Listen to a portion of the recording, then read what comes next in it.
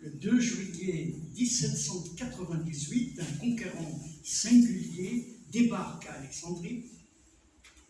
Le 22 juillet, après avoir gagné la bataille des Pyramides, Bonaparte entre au Caire. Plus rien ne sera comme avant. Prendre le pays des pharaons, se mêler de sa culture millénaire, c'était déjà pour Bonaparte une conquête hors norme. Mais la France ambitionnait aussi de couper aux Anglais la route des Indes. L'amiral Nelson le savait qui, le 1er août 1798, soit 10 jours après la victoire des Pyramides, détruisit la flotte française en rade à Aboukir, près d'Alexandrie. Imperturbable, Bonaparte s'adressant à ses soldats désemparés, qu'à cela ne tienne, nous sommes venus pour rester, restons-y. Jusque-là, les sociétés arabo-musulmanes n'ont connu que la brutalité de la soldatesque ottomane, prompte à lever des impôts imprévus, fréquents et de plus en plus ruineux. Mais si pourri que soit le système, il est musulman. Dieu n'a-t-il pas ordonné de lui obéir, ainsi qu'à son envoyé et aux responsables d'entre nous? Or voilà que de puissants koufars débarquent, 400 navires, 40 000 hommes, 10 000 marins, lourdement armés, 800 chevaux. À la tête de cette armée, un jeune stratège des plus prestigieux, membre de l'Institut, autant dire l'officier le plus cultivé de son temps. Au reste, 160 savants, plus de 160 savants de toutes les disciplines font partie de l'expédition. Contrairement au commun des conquérants, Bonaparte ne méprise pas les vaincus, les dominés. Connaissant l'histoire du pays, il flatte les Égyptiens. Dès avoir investi Alexandrie, il leur adresse une proclamation. Depuis trop longtemps, ce ramassis d'esclaves, achetés dans le Caucase et la Géorgie, tyrannise la plus belle partie du monde. Mais Dieu, de qui dépend tout, a ordonné que leur empire finisse. Peuple de l'Égypte, on vous dira que je viens pour détruire votre religion. Ne le croyez pas.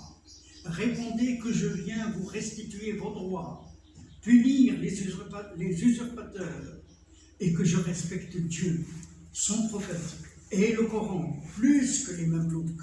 Dites-leur que tous les hommes sont égaux devant Dieu.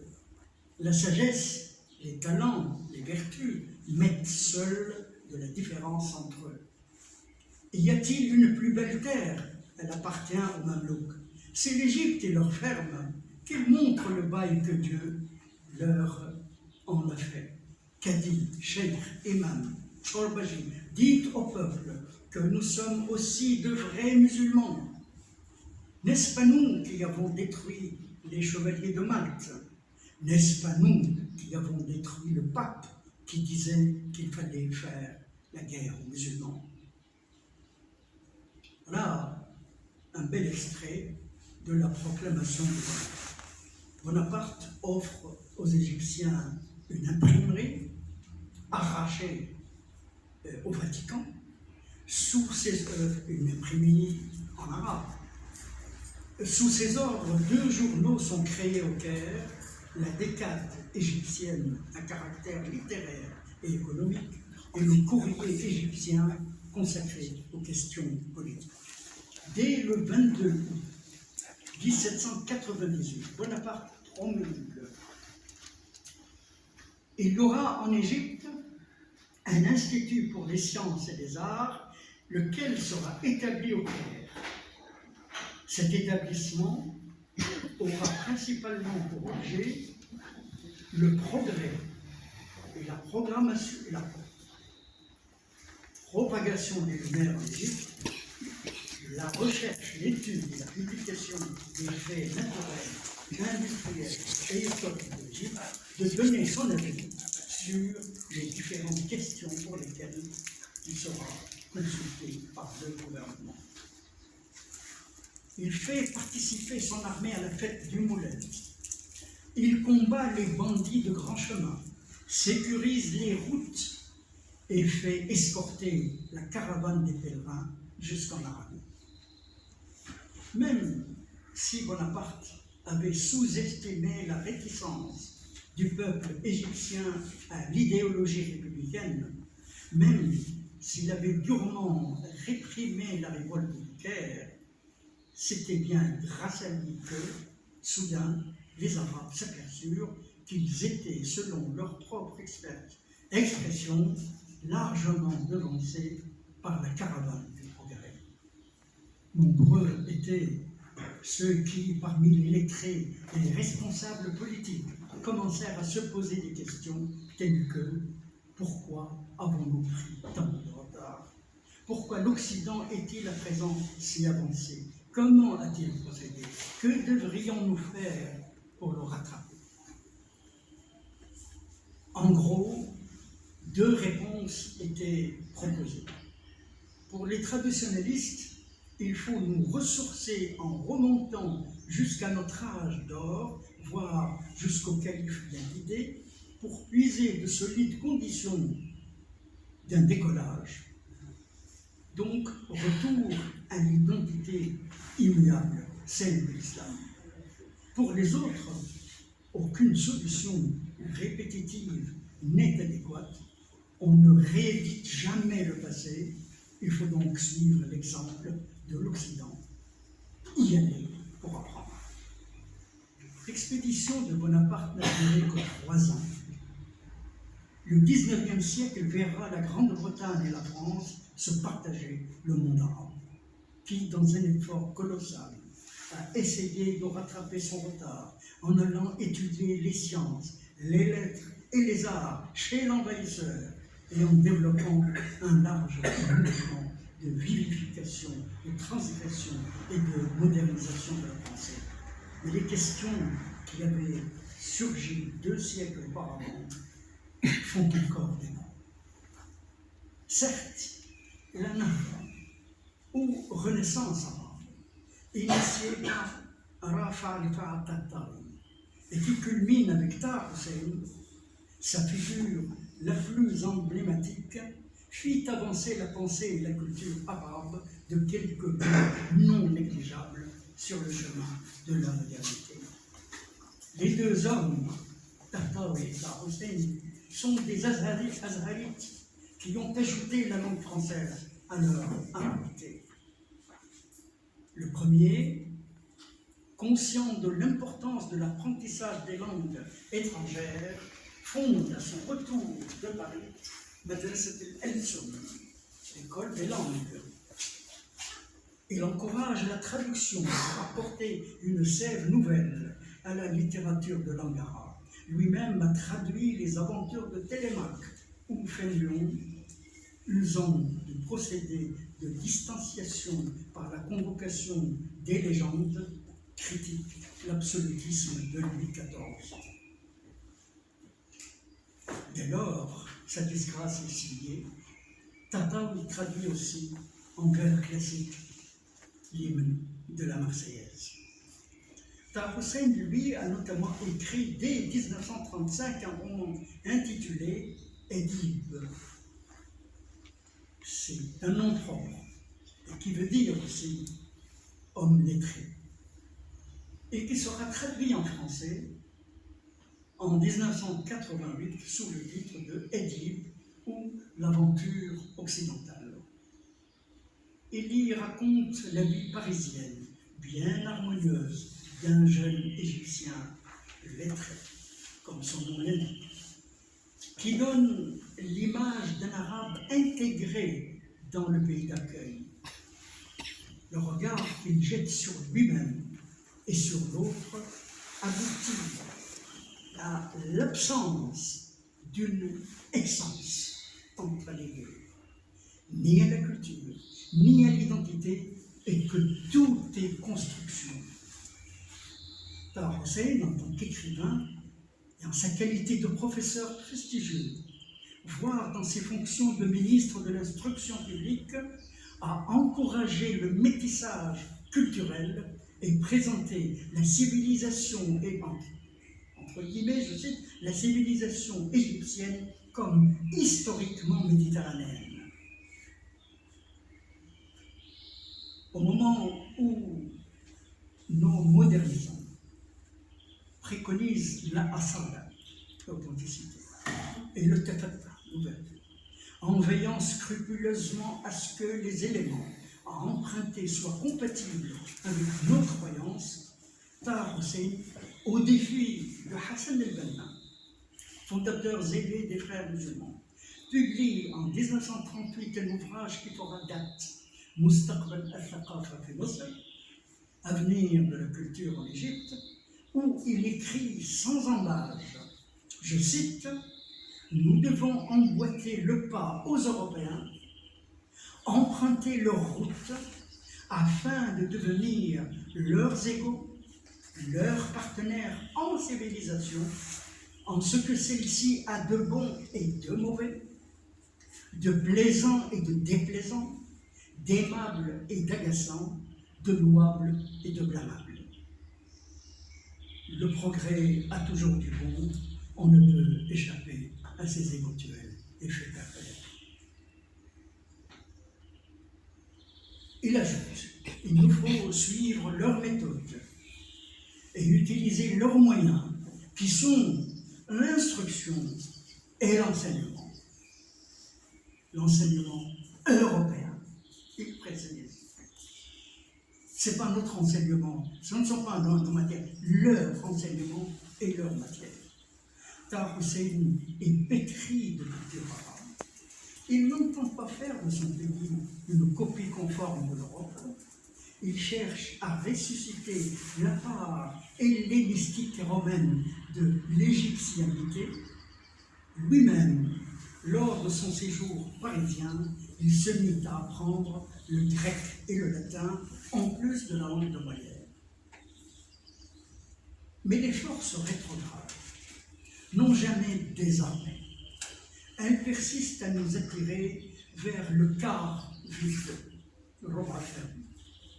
Ironie du sort, une Nahda a introduit le doute méthodique, le positivisme, le darwinisme, tous les ingrédients nécessaires à l'émergence d'une culture libératrice et libérée. Et c'est une autre Nahda, par une usurpation éhontée, qui nous ramène à la case départ, et cela s'appelle révolution. Il est ahurissant de voir à quel point les cancres maltraitent les concepts et prennent des libertés avec la sémantique. D'aucuns misent sur leur chamaillerie, dont ils escomptent un effondrement bien proche. En vérité, nous avons un salafisme bicéphale. À chaque tête, son homard. L'une se réfère au deuxième calife, Omar ibn Khattab, l'autre à Omar ibn Abdelaziz, surajouté en 5e position. Le salafisme, c'est ce à quoi pensait le polémiste Abdelkader el-Mezni, qui, quand il appelle à mettre fin à l'emprise des morts sur les vivants, à la mainmise du passé sur le présent. Quoi qu'il en soit, l'Occident musulman, le Maghreb et jadis l'Andalous, c'est ce qu'on appelle l'Occident musulman, ne doit rien au califat. Ce sont les Omeyyades, une fois transformés en monarchie héréditaire, qui nous ont convertis, qui ont converti notre région. Nous sommes devenus musulmans, non pas par le califat, mais par un pouvoir plus ou moins laïque, un pouvoir civil. tous les califes, à l'exception du premier, et encore, sont morts assassinés. Et l'on refuse obstinément d'envisager une possible tare dans les gènes du système califal. Mais ceci est une autre histoire. Le terme gène, qui est l'immuable absolu chez le vivant, nous replonge dans le sujet. C'est pendant l'ère coloniale, et plus encore dans la période de la décolonisation, que les colonisés ont été amenés à prendre conscience d'eux-mêmes. Nul n'a échappé à l'aliénation. Même victorieux, les militants n'en sont pas sortis ontologiquement indemnes. Un travail de reconstruction était urgent à faire, en même temps que la lutte contre le sous-développement. C'est à travers l'œuvre largement autobiographique d'un romancier que nous allons entrevoir le rapport à l'Occident prépondérant d'une intelligentsia dominée mais foncièrement rebelle. Aujourd'hui, vendredi 2 avril, à Dakar, un grand écrivain, Cheikh Hamidou Kane, fête sereinement ses 93 ans. Qualifié de grand, il n'a pourtant produit que 2 livres, 2 chefs-d'œuvre. D'abord, l'aventure ambiguë, qui reçoit en 1962 le Grand Prix littéraire d'Afrique noire. Plus de 30 ans plus tard, en 1995, il publie Les Gardiens du Temple. Pour les 2 ouvrages, le Grand Prix des mécènes lui est décerné en 2019. Cheikh Hamidou Kane, homme d'État, plusieurs fois ministre sous Senghor et Diouf, on comprend bien qu'il n'ait pu enrichir davantage la littérature africaine. En fait, ces 2 textes sont si étroitement liés qu'ils n'en font qu'un.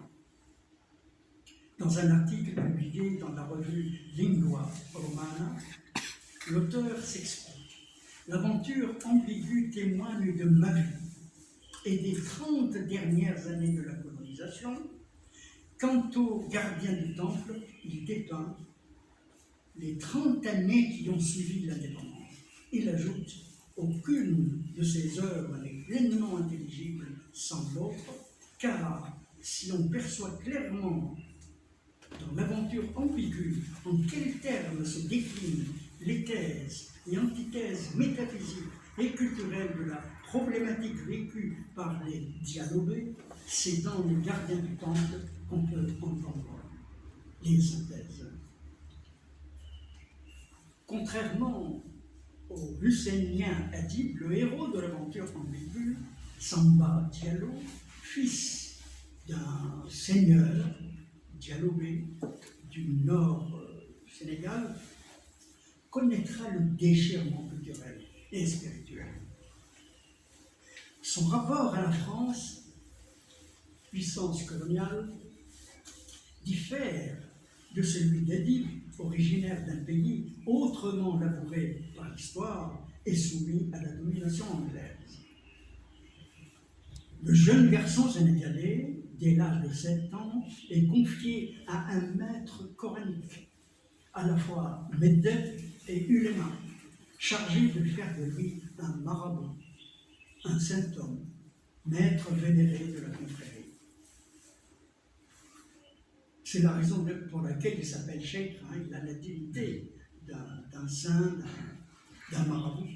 Mais les temps changent. Et 2 ans plus tard, une dame de si haut rang dans le clan qu'elle est appelée la Grande Royale, et qui est la tante paternelle du garçonnet, décide péremptoirement d'envoyer les écoles à l'école primaire, à l'école nouvelle, à l'école du colon. Pour, dit-elle, écoutez bien, pour apprendre l'art de vaincre sans avoir raison. C'est ça, l'ambition. Et c'est aux dépens des valeurs ancestrales que se fait cet apprentissage, et c'est la foi qui commence à chanceler Samba en arrive au blasphème. Il s'adresse à Dieu. Ta vérité ne pèse plus très lourd, mon Dieu. Tous les intellectuels africains, ses camarades de classe et d'aventure se métamorphosent jusqu'à en devenir autres. Plus grave encore, quelquefois la métamorphose ne s'achève pas et, dit-il, elle nous installe dans l'hybride et nous y laisse. N'est-ce pas le cas chez la plupart d'entre nous? Le chevalier, le seigneur père du jeune Samba, sensible aux avoirs spirituels de son fils, lui demande de rentrer. Tu crains que Dieu ne t'ait abandonné, parce que tu ne le sens plus avec autant de plénitude que dans le passé, mais tu n'as pas songé qu'il se puisse que le traître, ce fut toi. C'est au cimetière que se termine le livre. Samba est sur la tombe de son maître coranique, et au moment où il est en train de promettre à Dieu de revenir à la foi intérieure, et sur un quiproquo que le fou du patelin venu lui sermonner le tue d'un coup de couteau. Cette scène, aux yeux de beaucoup, consacre l'échec de l'aventure. Non, dira l'auteur, au reste, tous les personnages du roman, quoique légèrement maquillés, sont bien réels, à l'exception du fou. Cheikh Hamidou Kane écrira « Le conflit entre ce qui est de l'ordre du religieux et ce qui est de l'ordre du laïque est sans aucun doute l'élément le plus structurant du livre. Comment acquérir le rationalisme occidental sans perdre sa foi? Comment sortir du sous-développement culturel et matériel qui est source de défaite et de soumission sans annihiler la place de Dieu dans le cœur des hommes? Ce dilemme se pose dans la scène inaugurale déjà de l'aventure ambiguë, où des personnages emblématiques de l'ordre de la foi expriment la situation ambiguë dans laquelle les a installés la rencontre avec l'Occident moderne. Cependant, dit le maître d'école, c'est le maître. La question est troublante. Nous refusions l'école pour demeurer nous-mêmes et pour conserver à Dieu sa place dans nos cœurs. Dans la bouche du maître de l'école coranique, où il acquiert une dimension grave, il est certain, dit le cheikh, le maître coranique, il est certain que leur école apprend mieux à lier le bois au bois, et que les hommes doivent apprendre à se construire des demeures qui résistent au temps. Il faut construire des demeures solides pour les hommes et il faut sauver Dieu à l'intérieur de ces demeures. Mais avons-nous encore suffisamment de force pour résister à l'école et de substance pour demeurer nous-mêmes? Voilà les grandes questions qui sont débattues dans l'aventure en ligne.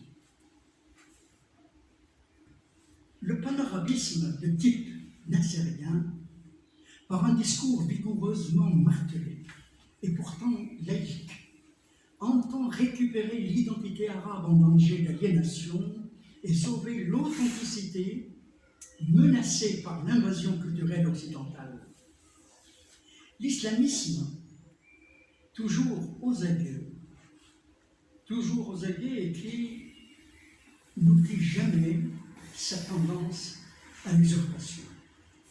Il attrape au vol cette bouée identitaire jusqu'à en faire un slogan commun ou, pour paraphraser Maxime Rodinson, la même tarte à la crème pour deux idéologies antagonistes. Il est certes légitime de de revendiquer la préservation de ce qui, pour un peuple ou une nation, représente leur moi profond, la spécificité sans laquelle ils perdraient leur personnalité et leur repère. Le tout est de savoir à quelle tradition l'on veut se rattacher, à laquelle d'entre elles les Arabes doivent-ils se référer, celle qui s'est développée au temps du calife Mamoun, ou celle qui s'est recroquevillée au temps de Mutawakel, celle qui a engendré le rationaliste Averroès ou le dogmatique Ibn. Les élites arabes éclairées n'ont pas encore osé répondre nettement à ces questions cruciales. Les intégristes, pour ce qui les concerne, ont fait leur choix sans équivoque, l'orthodoxie bornée et vindicative. Dans leur refus du présent, ils vont jusqu'à s'accoutrer de tenues vestimentaires afghanes ou pakistanaises, en croyant que le prophète s'habillait de la sorte. Dans ces pays-là, la barbe fait partie du fagotage, d'un pelage résiduel d'une métamorphose. Ils ont fait l'un des piliers de l'islam. Ce repli identitaire trahit un sentiment de retour chez soi après un voyage improductif dans le pays de l'autre. On se tarde d'être rentré indemne, alors que l'on est revenu simplement bredouille. Or, l'acculturation, aucune civilisation n'est en mesure de croître. Ce comportement protectionniste est souvent encouragé par des Occidentaux bien pensants. C'est peut-être là, nous dit Jacques Lerck, le dernier piège de l'impérialisme, le piège identitaire. Restez vous-même, ne bougez surtout pas. En fait, les forces néocoloniales sont effrayées par la volonté des pays nouvellement affranchis à rattraper le retard en suivant l'exemple occidental. Or, il s'avère que l'Occident n'aime pas quand il emboîte pas. Le vrai piège, nous y reviendrons, consistait jusqu'aux attentats du 11 septembre à laisser faire l'intégrisme dans un monde arabe qui naguère agacé l'Occident par ses velléités de se mettre à jour et de relever la tête. Pour Maxime Renansou, on semble tout faire pour accentuer la dégénérescence des pays orientaux. Leur redressement, écrit-il, leur modernisation éventuelle, affirme-t-il, ne suscite aucun enthousiasme. Il risquerait d'y perdre cette touche d'exotisme qui fait leur charme. Les politiques coloniaux s'alliaient le plus souvent aux conservateurs indigènes, on l'a vu partout où le colonialisme est passé, et donc ils traitaient, ajoutait-il, les intellectuels nationalistes, qu'ils soient réformateurs ou révolutionnaires, socialisants ou non, de pâles imitateurs de l'Europe, poussés par des idées abstraites et mal comprises à détruire leur propre patrimoine. En fin de compte, ces mantes bédouines, surmontées de coiffes aux cordelettes, que d'aucuns appellent souvent double zéro, ou parfois préservatif contre l'intelligence, agrémentent les Champs-Élysées et les Street pour ce qui est de la touche exotique. L'Occident est bien servi.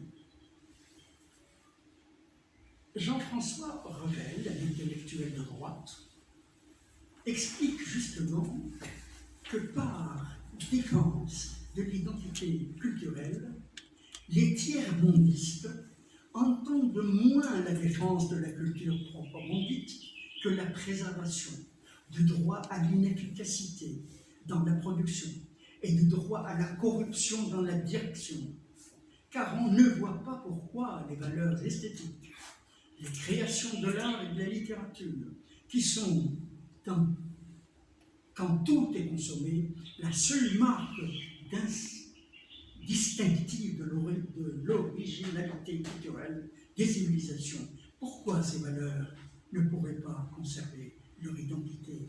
Parce qu'une société ferait ailleurs ce qui est rationnellement et universellement nécessaire pour sortir de la pauvreté. En vérité, la pensée d'Averroès, cherchant à mettre une démarcation entre le profane et le sacré, provoquait déjà le désarroi des docteurs de la loi. La laïcité, à leurs yeux, est la pire des hérésies. Elle est synonyme d'athéisme. La dépossession du religieux de quelque sphère que ce soit signifierait l'amorce d'un processus de désislamisation.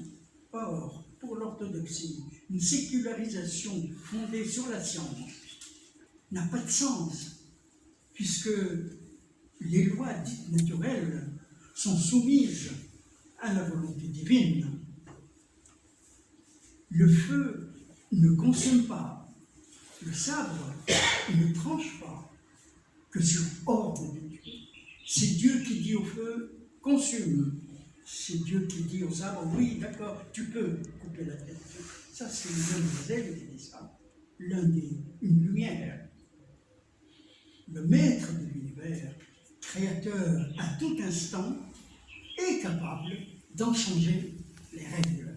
Je crois, un jour, à cette tribune, je vous ai parlé de al-Haq,